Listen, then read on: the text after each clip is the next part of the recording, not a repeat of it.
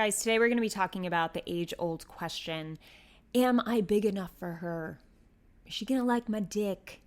And the short answer to that is if you know how to use it and you got some other sexy skills, it's pretty much guaranteed she will enjoy your dick. But I'm aware there's more to it than that. You know, there's other body image insecurities that come into play as well for a lot of you guys. So let's dive in, and I'm going to share you my female perspective on this topic.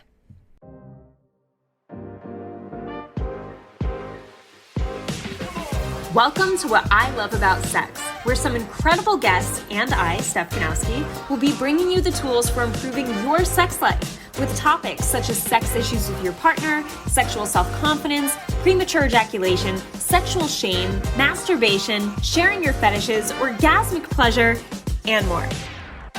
Sex is still so taboo, and I personally believe that by improving our understanding and communication skills around sex, we can enhance our own self-pleasure as well as deepening our long-term romantic relationships. So listen in, try to stay open-minded, and let's get started.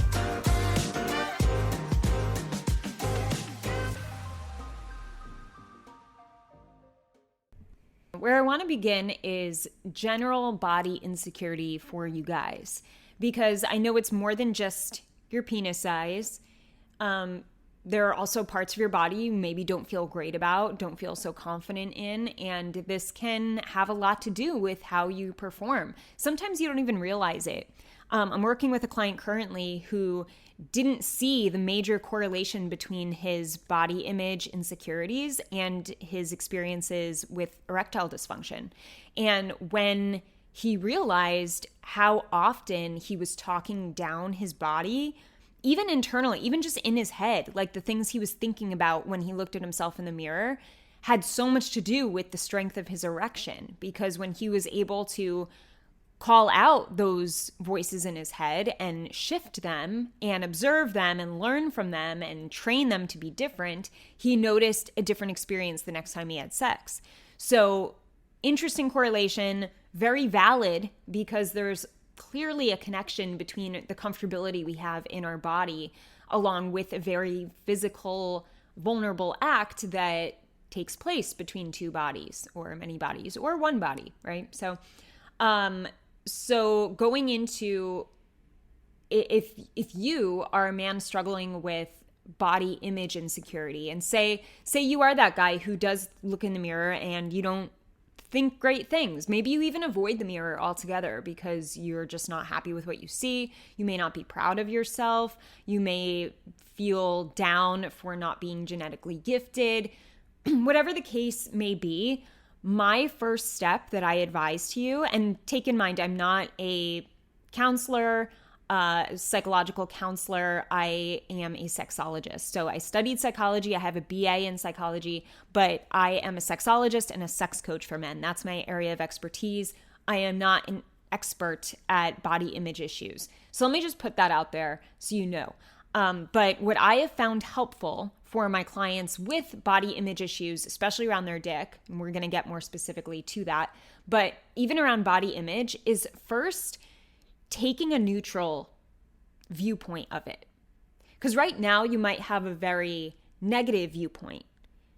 You might look at yourself and think something bad, right? Think like, oh, like I hate the way I look, right? Hate is a very strong word and we forget that. And when you use it again and again, it's creating this inner anger and this distance between you and your self-confidence and self-love for yourself.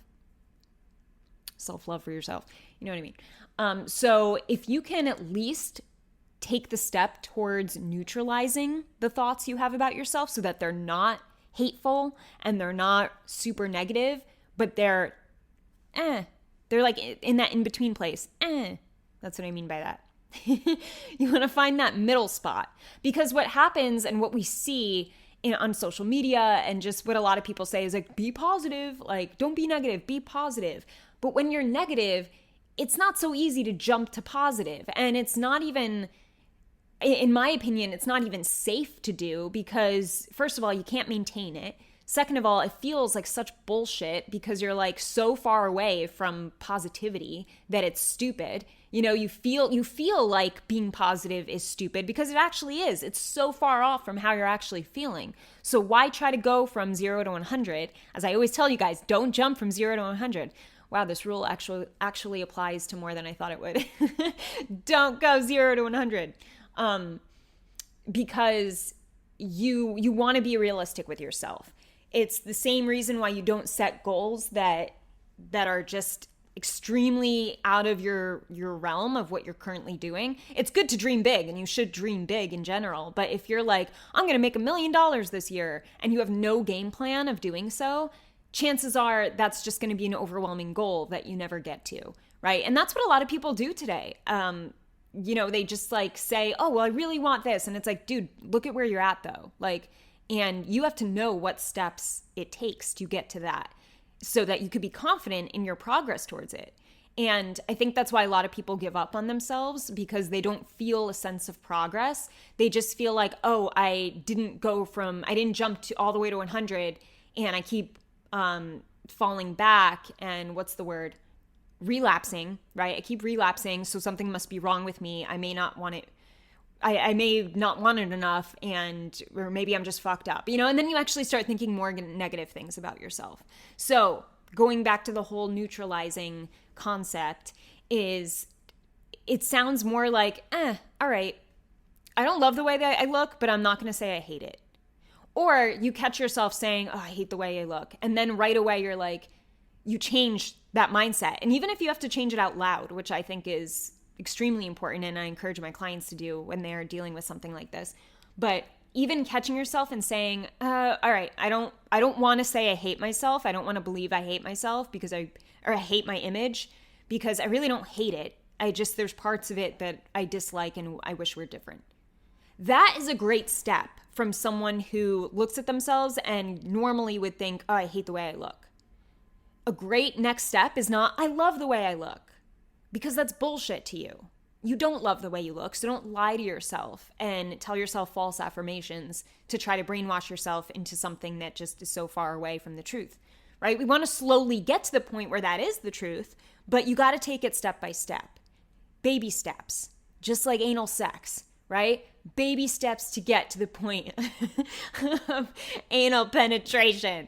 You start by rubbing it. You start by calling attention to it. You lick your finger, then touch it, right? And then you take these steps to slowly get to your dick being in there. All right, but anyway, going back to my actual point.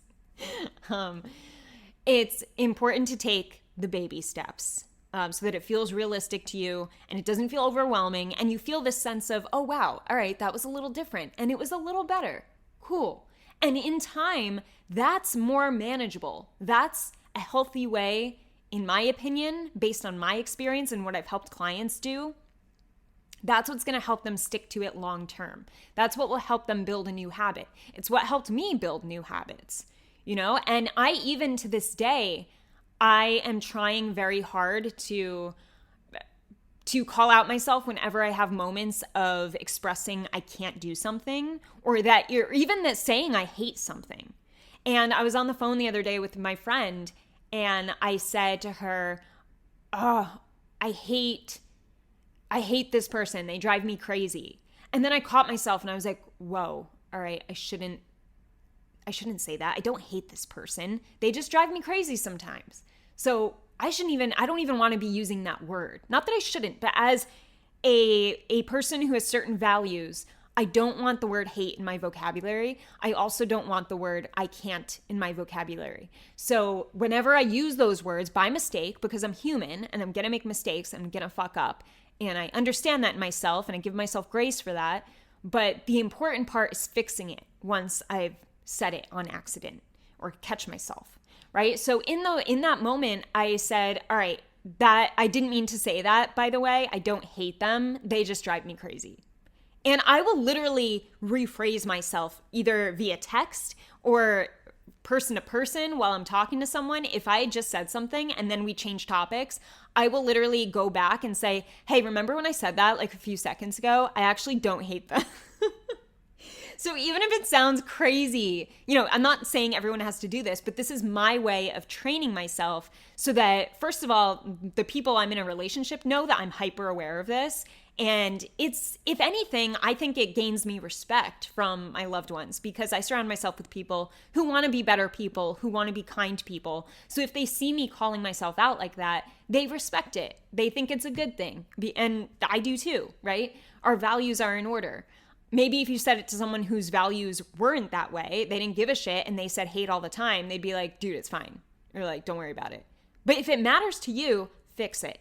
Just like the self-talk. If you know that the way you look at yourself and you're talking to yourself a certain way because you see a certain image, if you know that vocabulary and that voice is not working for you, you have to fix it. It's your job to do something about that. And don't let other people tell you, oh, it's not important. Oh, that doesn't really matter. If it matters to you, take control over it. Take accountability, because that's what, when we stick to our own word, that builds confidence. And this is why a lot of people lack confidence. They don't do what they say they're going to do. And they don't value themselves enough to make changes in this way. And they let other people tell them what's important to them or not. No, you decide what's important to you, and then you take action from there. Right? So I think it's important to note also, if you have a negative self-talk around your body, notice who you surround yourself with and how they talk about themselves, because that's going to show you a lot of what's been accepted by the people closest to you and why maybe it's so easy for you to relapse in this way. Just going back to those old habits and patterns, right? And yeah, I really take pride. Like, I feel proud of myself when I'll be talking to Andrew and I'll say like, oh, I just like I can't figure this out. And we've had conversations about this before, which I'm pretty sure I mentioned in a previous recent episode, but he had to talk to me about my lack of agency at one point when I was dealing with the health stuff at the start. And I was like, I can't do this. I don't know what the fuck's going on. I'm depressed. Like, I'm scared. This is horrible. And it was just all of this. I can't control. That was all the messaging coming out. And he had to sit me down and say, getting a little excited here. He had to sit me down and say, Steph, you're focusing on all these things you can't control, and you're not the person I fell in love with was a person of high agency. And I want to know, like, is that really you? Because maybe you just need a reminder, So basically he was reminding me of who I said I wanted to be. And that is a person who believes I can handle whatever comes my way. Regardless of how tough it is, I will find a way to handle it and work through it. And I won't say I can't and just give up. So after that reminder, I've been very diligent in calling myself out and paying attention to how often the word in my head comes out where I'm like, I can't do this. And then I'll catch it and I'll say, no, that's not true. I can. I just have to figure it out. It might take a long time. This may take 5 hours to figure out, but I can figure it out. So anyway, the power of retraining yourself is to call out your bullshit, is what I'm saying. And you could do it, but first you got to be aware of the bullshit. So in this case, you got to be aware of what your thoughts are around your body in order to change them.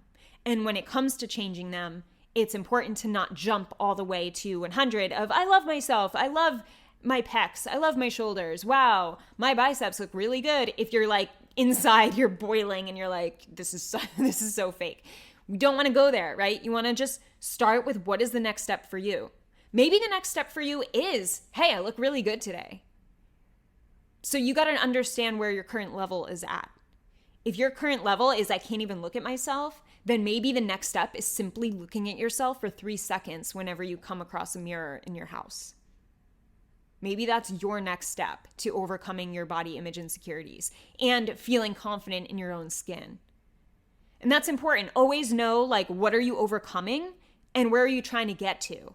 Because a lot of people are like, oh, I want to get rid of these insecurities. Okay, but then what do you want to get towards? Because we don't want to just run away from the pain. We want to be running towards something too. And it's interesting because there's evidence that proves It's a stronger motivator to run away from pain than it is to run towards pleasure.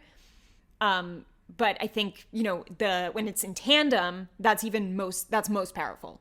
So they've done studies on this where, the most powerful is that combination of running away from pain and running towards pleasure, but you got to know what the pleasure is for you. So I want you to understand your current level. Think about this right now. What's your current level in terms of your general body insecurity? Where do you feel you're at in terms of a struggle with this? What is the goal? And maybe the goal is I want to be able to look in the mirror and be like, all right, I'd fuck me. I'd fuck me. I think that's the quote from Silence of the Lambs, right? So creepy. But one of my favorite movies. I hate scary movies, but I love psychological thrillers, and that's one of my favorite ones. All right, anyway. So, and then once you know your goal, you look at the next step for yourself. What is the very next step for me? What is the baby step for me that's going to show me I can make progress and maintain it easier than jumping to 100, right? It's like weight loss. It's like so many people are like, I want to lose 10 pounds in a week. And some people do. They make it happen by starving themselves and crash dieting, and it's not healthy. So your body can't sustain what you're doing. So then you end up binging and then going back to square one very close after. You don't want to do that. And too many people do that with this false positivity method of treating insecurities. And that's why I think it's not working for so many people. It's not sustainable because it's so unrealistic. When you take a little step at a time, and you take a step for like maybe a whole week, and then the next week you're like, what's my next step? And then what's my next step? That's where you grow in maintenance and where you eventually change your overall habit. All right? So, yeah, I hope that works for you guys. I hope this is resonating and makes sense. And if you need help because maybe you're like, this is a lot for me. Like, I wouldn't know what my next step is. I wouldn't know what the things to do are when it comes to taking a next step. Then you can apply for my coaching. So my coaching link is in the description of this episode. I know it says in there's a waiting list, but my waiting list just got lifted. So I have one spot that can be immediately taken. So if you want to apply, the link is in the show notes, like I said, and apply for one-on-one coaching where I will give you your step-by-step plan, and I will also hold you accountable to it and help you through it. Going back to the topic, we're going to shift here a little bit to focus on dick size. So we talked about general body insecurity and a tactic to help you overcome it, kind of like a general overarching tactic. And now I want to first just talk about the importance or the lack of importance of your dick size. Not to say that it's not important. We love your dick. Your dick is amazing. I love my boyfriend's dick. I genuinely sometimes think I have a better relationship with his penis than with him. And I'll be like, I'll just be like, last night I was just talking to his dick and I was like, one day we're going to run away together and it's going to be amazing. My boyfriend's like, what the fuck?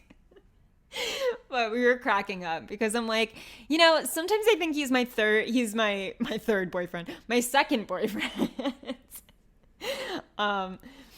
And it's just funny. I have like a special relationship with his penis. But anyway, I love his dick, right? But when it comes to size, that's never something that with any of my partners, and I've had many partners, I've just never, even with the smaller dicks that I've come into contact with, I've never once thought twice about it.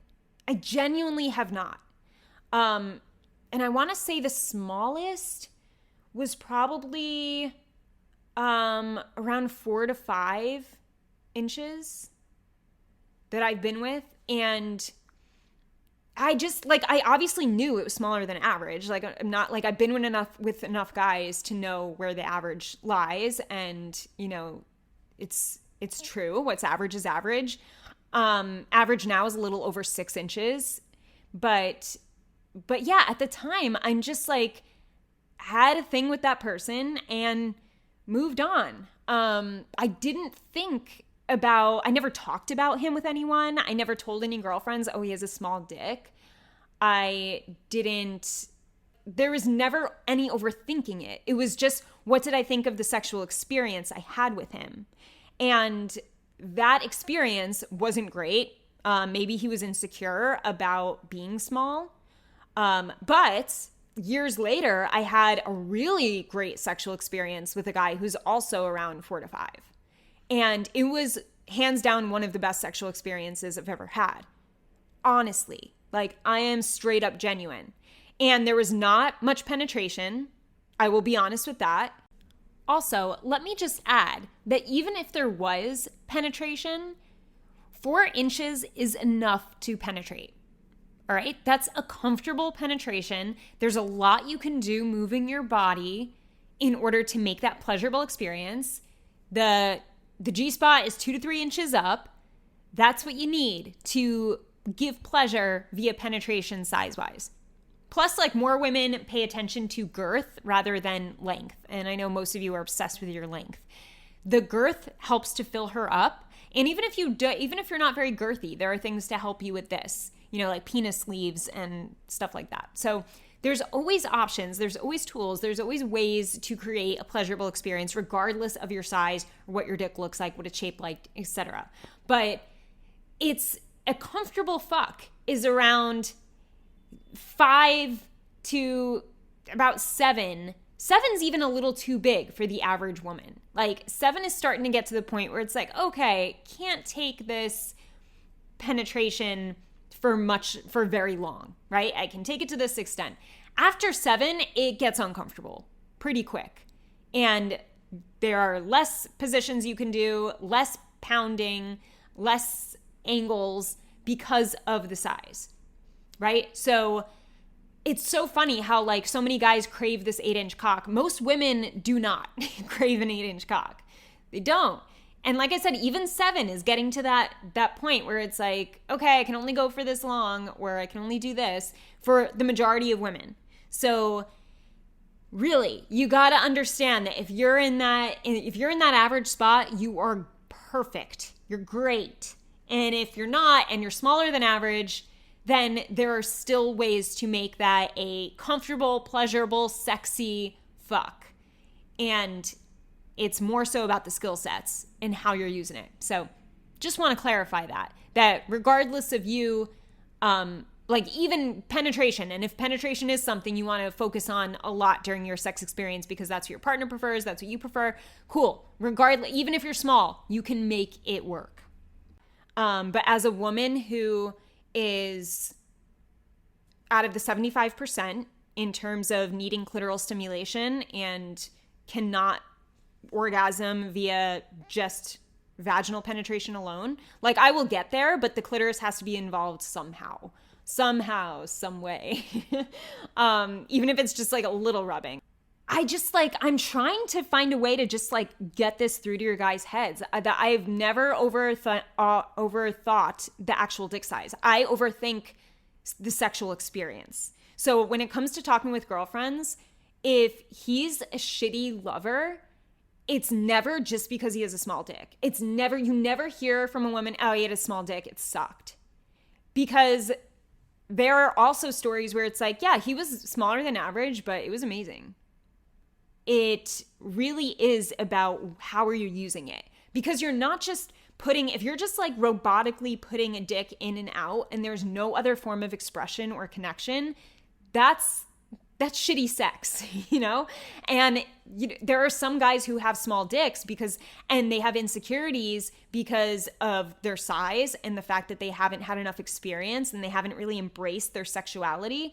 So because of the lack of experience, they have maybe comments from women where they found out it wasn't great or whatever, and then they assume it's just because of their size. That is not true. It's because of your lack of skill sets around the size. It's how you're using your size. Because like I said, you're not supposed to just use your dick robotically in and out, right? It's a rhythm. There's a rhythm to it. There's a flow to it. There's a body roll type motion sometimes, right? To get that like intense, maybe slower, deep, intense, hard penetration. Even when you're doing doggy, there's things if you're just pounding away in the same angle in this robotic motion for 10 minutes or 20 minutes even. Let's say you have an 8-inch cock and you pound a woman from behind for 10 minutes. Trust me, she's not enjoying that. Like overall, if that's all you do, she's not going to leave and be like, that was amazing sex. Because his dick was so huge. No, she's going to be like, he was boring.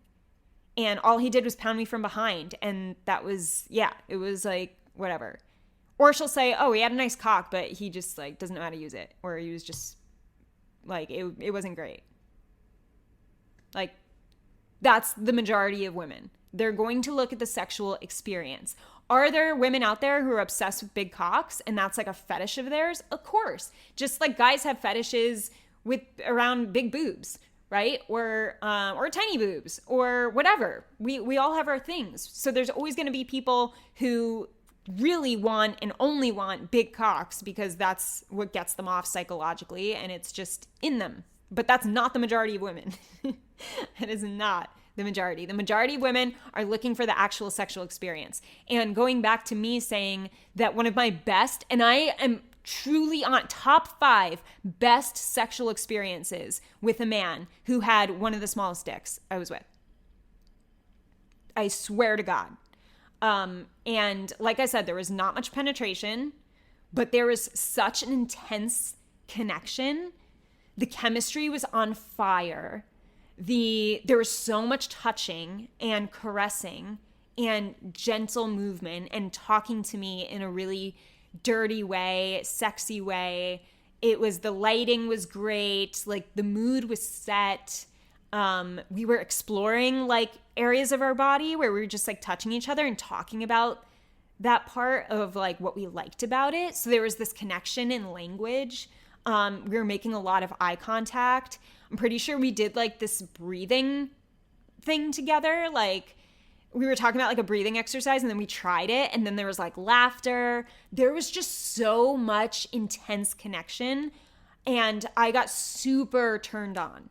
And I will remember that experience to this day. Like when people are like, what are your top 5 sex experiences? That will hands down be one. Every time. And if they ask me, oh, did he have a big cock? I'll say, no, it wasn't. It wasn't even average. But it was hot. Like, oh my God. So hopefully Andrew's not listening to this.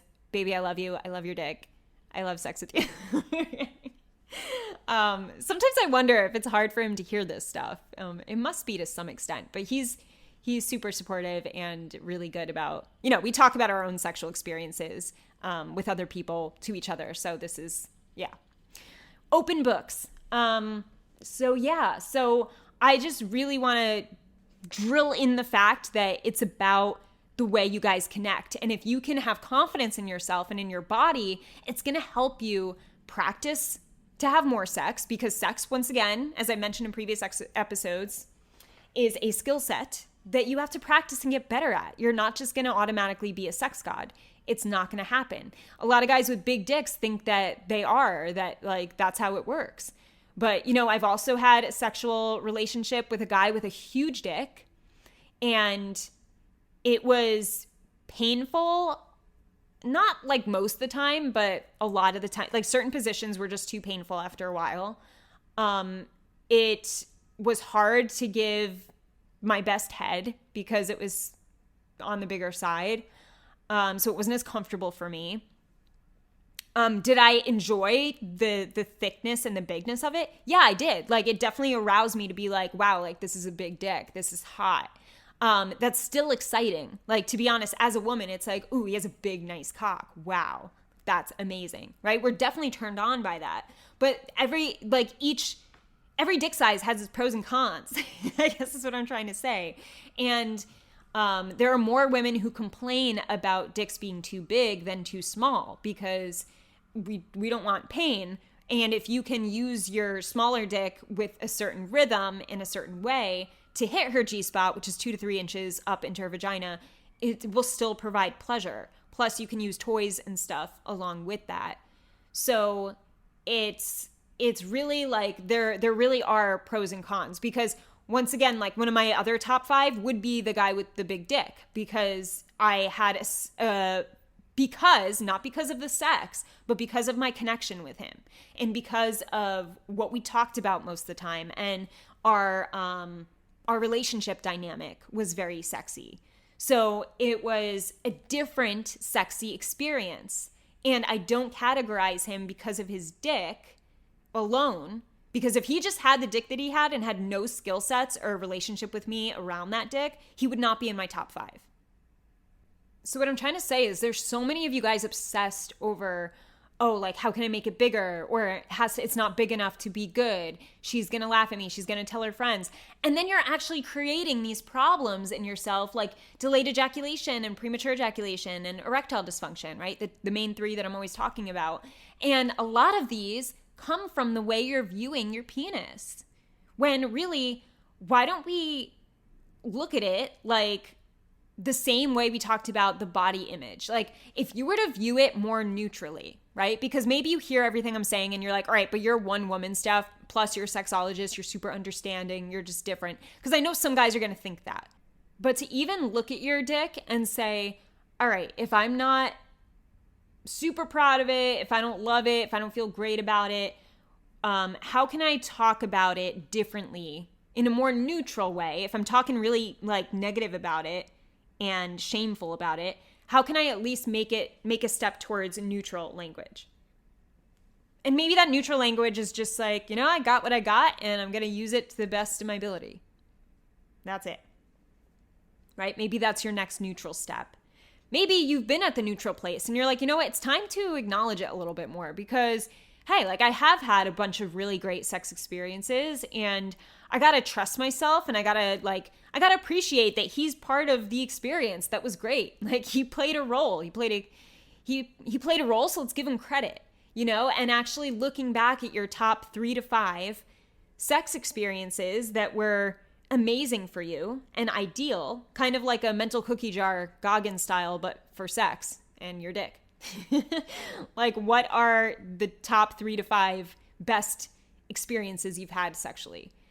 And I want you to also expand your mind so that you're not just making it around your dick. That's the whole point of this. It's not all about your dick. It's not all about the size. You know how when women are like, oh, I gained a little weight, like, turn off the lights during sex. And you're like, babe, I don't care. Like, I can't even tell. Like, what are you talking about? You look amazing. That's how women feel towards guys obsessing over their dick size. It's like, it's fine. It's not that big of a deal. Come on. Let's just like have sex. Let's just connect. So it's similar in that way, because it's more about the relationship, the connection, the energy you're bringing to the sex experience than your appendage that plays a part. And he's important, right? We love him, but he's not the main star of the show. At least he doesn't have to be. So let's stop putting him in the spotlight, because he has too much pressure that way. There's too much pressure and it's unnecessary. So I want you to think right now about your 3 to 5 top sex experiences. And when you think about those things, as you're thinking right now, think like, what can I start accepting about myself as a good lover, or someone who's good at sex, or is capable of having great sex?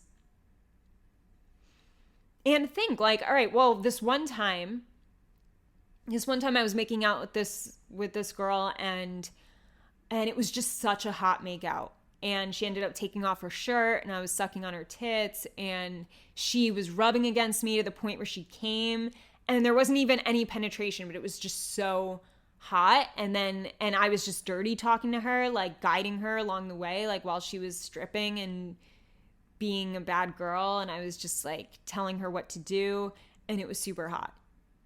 That's something that you can look at as like, wow, that was a hot sexual experience that didn't involve penetration and wasn't me obsessing over my dick.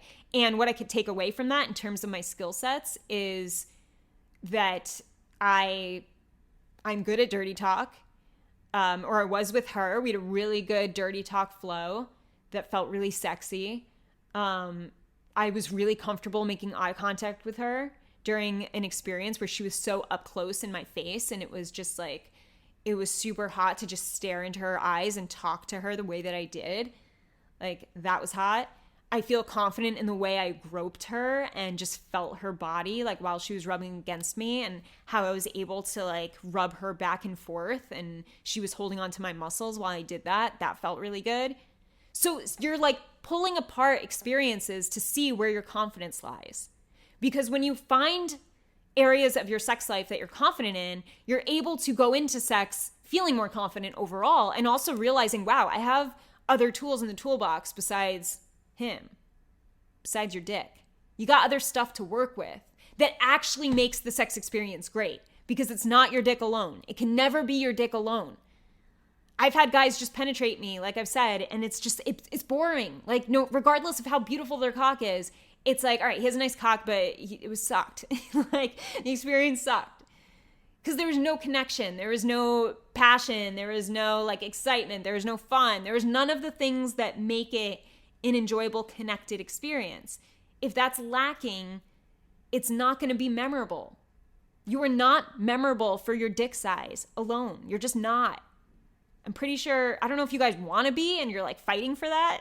Like, just give up on that fight and start appreciating the other areas where you have confidence in, and you could build that confidence, which will actually help you use your dick better. Because when you use your body better, and when you're more in tune with your sexual, like, expression, when you feel more sexual as a man, like your being is more sexual, you unleash more of that energy. You're more comfortable talking dirty. You're more comfortable, like, telling her what to do or asking her questions. Like, you're more comfortable in the way you relate sexually with someone.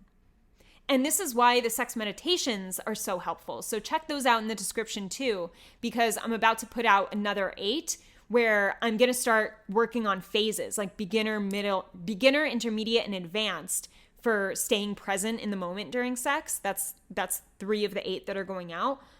Plus another one going out, I know for sure, is around helping you reduce your porn intake and use more of your mental creativity. So check that out in the description, because these sex meditations are to help you feel more in your body sexually, so that you're not mindless when it comes to having sex with someone. You're not so, like, lacking presence and in your head, because you're able to actually feel and be very aware of what feels good for you through exercises like sex meditations and mindful masturbation.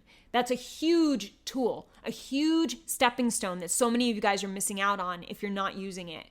I'm not saying you have to do my sex meditations, but mindful masturbation is what you need to start doing the majority of your solo play time, solo masturbation time. Because another important point that goes right with this is that, like, I'm working with one of my clients right now, gave me a list of his desires, and he had a lot of shame around these desires. And he's like, Steph, I've never shared these with anyone. I'm actually terrified to share them with the next woman I date. And I'm like, why don't you share them with me? Like, just put them all in a document, share them with me, and we'll talk about them, so that we could create, like, a safety around them psychologically, and that you can also feel like you're normal for having these fantasies or desires. So he puts them all in a doc. There's probably like 50. And it was fun to read, because I love this stuff, right? And I'm like, wow, like, he's so normal. Like, we all have, like, these beginner things that we want to do with someone, and then maybe they get a little more, heightened or intense. And then there's the things that are a little bit extreme, right? Where it's like, all right, this is pretty intense, and I would have to definitely have a conversation with someone before attempting this. I would definitely have to create space to share it with them before trying it. And we all have those things. I know I have my things like that. I'm sure you listening to this have your own. And if you don't, maybe you just haven't explored enough. But anyway, so after he sends me this list and we're talking about it, he goes to me, Steph, I just wish I felt like this list was more a part of me. I don't feel like it's a part, like, it just feels so far away from who I am and how I express myself. And I was like, well, let's talk about how often you masturbate. So we got into that conversation, and it turns out he was regularly doing mindless masturbation, where I'm like, you are so tuned out from your body's sexual expression, that you're not aware enough to understand what about your body feels really good and how often you're tying that sexual arousal to your desires during masturbation. And if you're not having a lot of sex with women and you're not making masturbation about tying your arousal to certain fantasies of yours or feeling your body or playing with your body in different ways to understand yourself more, then these won't feel like a part of you, and they will feel distant because they are distant right now. There's no connection to your mind and your arousal and these desires. If there's no actual connection being built or nurtured, you will feel far from that thing. So anyway, solo masturbation and getting familiar with your body in terms of arousal and sexual expression is going to make you so much more confident. And it's important for you guys to not steer away from this out of shame. I know there's a lot of you who have so much shame and like your dick size, you're talking to yourself a certain way. So if you like, let's say you're not happy with your dick right now or your body and you don't want to be even naked by yourself, that's going to lead to you having less masturbation experiences, which means less self-awareness and self-sexual awareness, right? Less control over your different arousal phases. And if you have less control over your arousal phases, it's going to lead to problems like DE and PE, especially, right? And then the less masturbation you have, you experience, the less mindful masturbation you experience, the less you tend to have sex with your partner.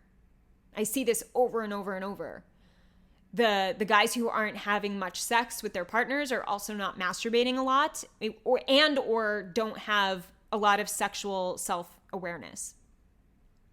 And for the single guys, especially with PE, I have found that most of them are not masturbating often.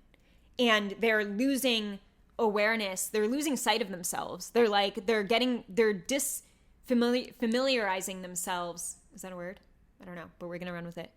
With the idea of being in their body, because they're ashamed of the PE.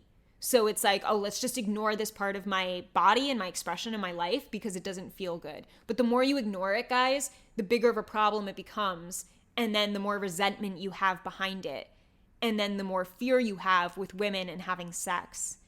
So as scary as it is, you need to be working on these insecurities in order to gain sexual awareness, so that you can be able to express it in a healthy, confident way with a future partner or current partner, so that you can actually fulfill the things you're wanting in your sex life, fulfill your desires, fulfill certain fantasies, take those steps towards feeling confident in bed regardless of your dick size or the way that you look.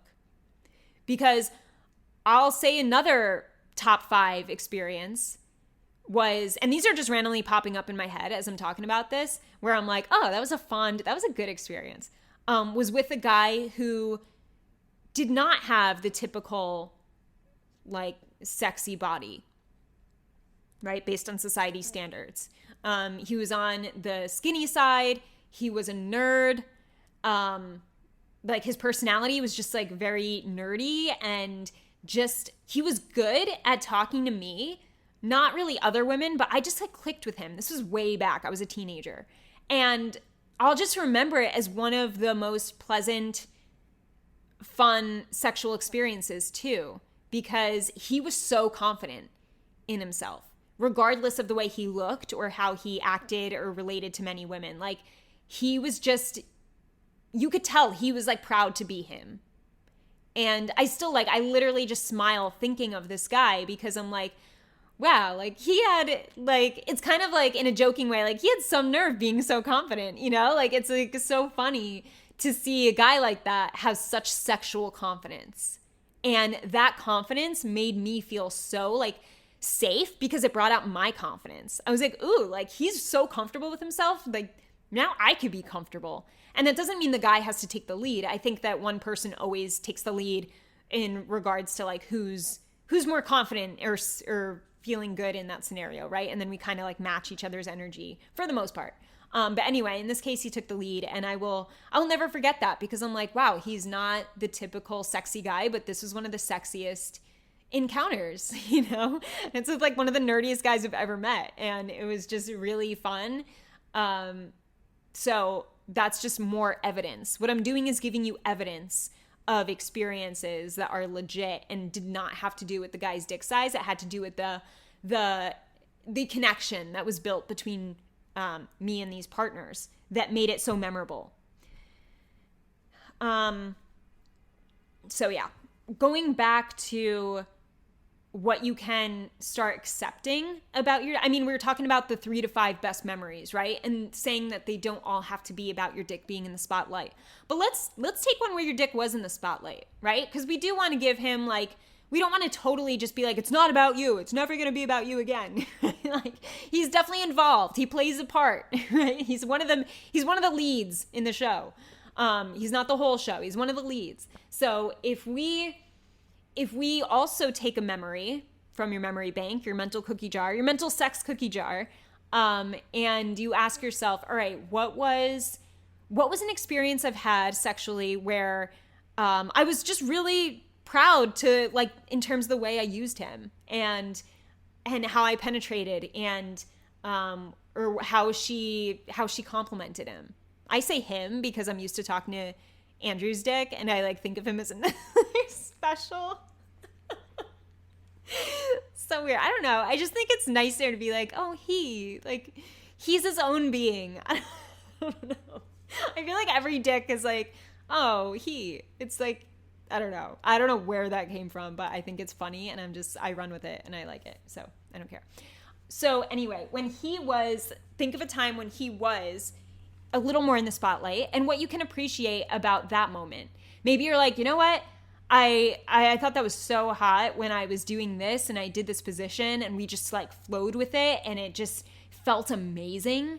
Or it's just a current thing that's very consistent where you're like, you know what? I may not have the size I want, but I like the amount I ejaculate. I'm not crazy about my girth, but I can last as long as I want. And that's awesome. And that's something I hear a lot of guys struggle with. So I'm going to not take that for granted and appreciate that right now. Maybe I'm not crazy about the size, but I do love the way it feels when I get a blowjob. It's like I get the best orgasms ever. And that's pretty cool. Or I have a partner who loves giving me head, or always makes comments about how she likes my dick or how she enjoys our sex. So looking at the parts of you too, like directly about your dick, so that you can also appreciate him and find ways to make him a part of the whole picture, right? So that it's not just about him, but he's included in the whole picture of what makes you a great sex partner and what allows you to build on your sex skills. He's a part. He's one of the leads. He's not the whole show. So let's still appreciate him and let's still appreciate the parts of you that maybe you're taking for granted right now when it comes to your dick. And maybe you're listening to this and you're like, you know what? I'm fine with my size. And there's definitely I definitely lack confidence in like how to use him. So if you're listening to this and you're like fine with your size and it's more so about the confidence, look into, like, think about these memories in terms of the skill sets and even look at ethical. This is why I brought up the ethical porn site on my Instagram called Cheeks that I have a code for if you want to check it out in my bio. But that's searching my Instagram bio, but searching content where you can actually learn different types of skill sets sexually and see different things that guys are doing and just like observe it from a training standpoint. Like, don't even jerk off to it. Like, watch these ethical porns that teach you different styles of sex so that you could start experimenting in a way that doesn't seem so daunting for you, but it's like, hey, all right, like I never thought to try that position, or, oh, this is what this guy did, or this is what a dirty talk dominating sound clip sounds like. They have that in the Cheeks subscription, which you could try for free for 7 days if you use my code in my Instagram bio. And the difference between these two subscriptions I mentioned, the first one is my sex meditations, which helps you understand the way you express yourself sexually. It's going to ask you thought-provoking questions so that you're like, oh, I didn't realize I wanted that. Oh, I didn't realize I was thinking like that around sex. Oh, I didn't realize I could jerk off this way, right? And then there's some jerk off instruction meditations too. So thought-provoking coaching type meditations that you can fall asleep to reprogram your mind around how you're viewing sex and having sex. And also some jerk off instruction to help you edge and deal with problems like PE and DE and ED. Then the Cheeks subscription is an ethical porn site. So this is where you can actually view different porns that have all different body types. And this, I'm not even getting paid for this ad. I just believe that if you guys were to view porn from an educational standpoint in a site that encompasses many different forms, like it has an audio dirty talk of a dominating guy, like I think that could be really powerful. If you're like, oh, I want to be more dominating, but I'm not sure how to say it. I'm not sure how to say it with boundaries involved. That's something that's on Cheeks, which I think is really cool and helpful for you guys who want to build confidence in your skill sets or feel like, I don't know what to do next. Like I feel like I need more skills. I'm fine with my dick, but maybe my skills suck. So anyway, that's why I'm plugging in Cheeks right now, because I truly believe in everything that I try to get you guys to try out. I find value in everything I share with you. Otherwise, I wouldn't be sharing it with you. So if you want to try out Cheeks for 7 days for free, you can go to my Instagram bio because there's a code that you can use there that's special. And if you want to sign up for my sex meditations, that's in the description below. So overall, guys, I want you to just to improve your confidence. And the way you're going to improve your confidence by the way you view yourself is by taking one step at a time. And going back to the beginning of this podcast and what I've really been trying to ingrain in you is that you won't change and handle your insecurities overnight, right? But it's important to view where you're at, to come from a place of understanding your current behavior and language around where you're at so that you can know the next best step for you. And most likely the next best step is a little more neutralized. It's not super positive. You don't have to jump there yet. You don't have to say, all right, I love my dick. I love my dick. I have a great size. I have a great size. I have a great size. That's not going to do anything. So you want to take it one step at a time, start acknowledging yourself, the body parts you like.